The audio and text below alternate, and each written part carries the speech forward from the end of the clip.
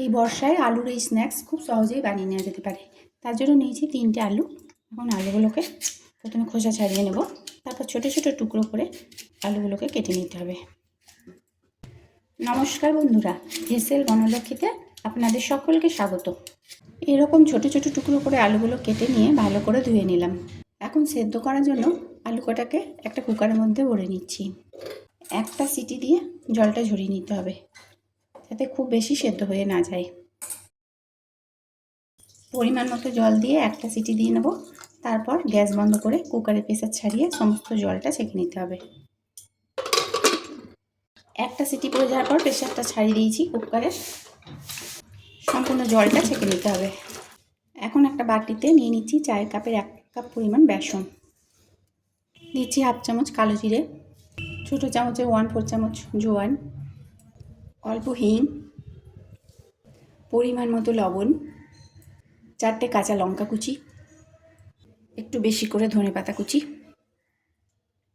চায়ের কাপেরই 1/2 কাপ মতো জল দিয়ে দিলাম। খুব ভালোভাবে এটাকে মিশিয়ে নেব,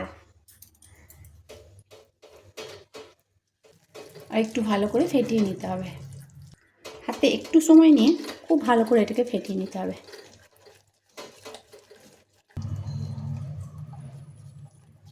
খুব ভালো করে ফেটিয়ে নিলাম। ব্যাটারটা ঠিক এই রকম হবে,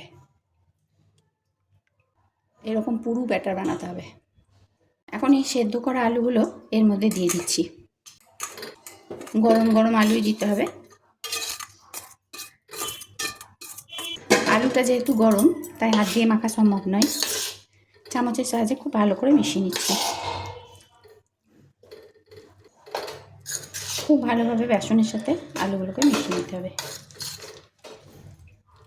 সেদ্ধ করে জল ছেঁকে নেওয়ার পর আলুটা গরম গরম মিশিয়ে নিলেই খেতে খুবই টেস্টি হবে। খুব ভালোভাবে মিশিয়ে নিলাম।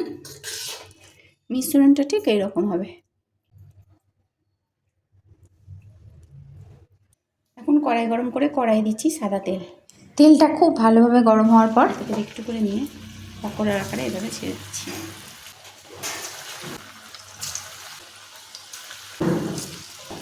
যতটা তেলে ধরে ততটা পরিমাণ দিয়ে দেবো।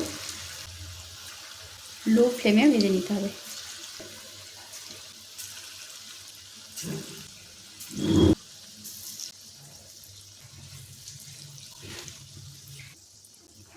একটা সাইড ভাজা হলে অপর সাইডটা উল্টাতে হবে।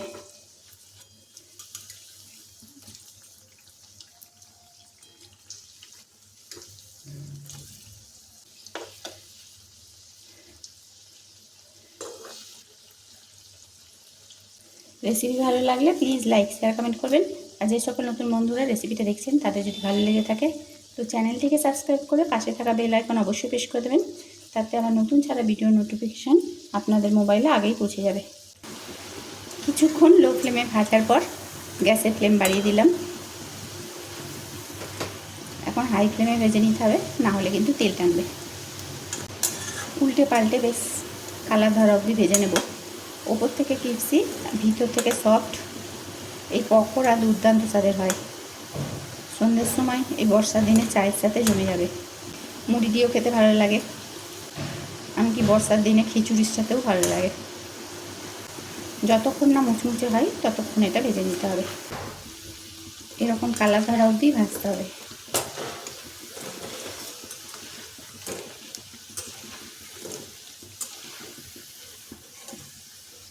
এখন তেল ঝরিয়ে তুলে নিচ্ছি।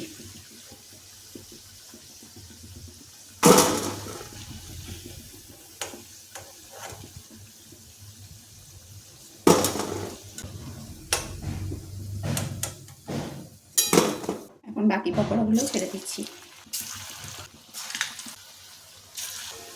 তবে এখানে আমি একটা টিপস দিয়ে দিই, ওই আলু সেদ্ধর পর একবারে গরম গরম আলুটা বেসনের সাথে মাখবেন, তাহলে বেশি মুচমুচে হবে। আলু ঠান্ডা হয়ে যাওয়ার পর যদি বেসনের সাথে মাখা হয় তাহলে এতটা ক্রিসপি হবে না। ভিতর থেকে সফট, ওপর থেকে ক্রিসপি, এই পকোড়া খেতে দুর্দান্ত লাগে। আলু পকোড়া আপনারা সবাই বানান, কিন্তু এইভাবে অবশ্যই একবার বানিয়ে দেখুন, দেখবেন সকলের ভালো লাগবে। অনেকক্ষণ পর্যন্ত মুচমুচে থাকে।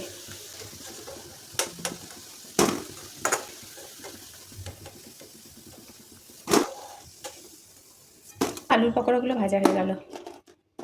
দেখুন আওয়াজ শুনেই বোঝা যাচ্ছে কতটা মুচমুচে হয়েছে। সমস্ত রেসিপিটি দেখার জন্য হেসেল বনলক্ষ্মীর তরফ থেকে অসংখ্য ধন্যবাদ।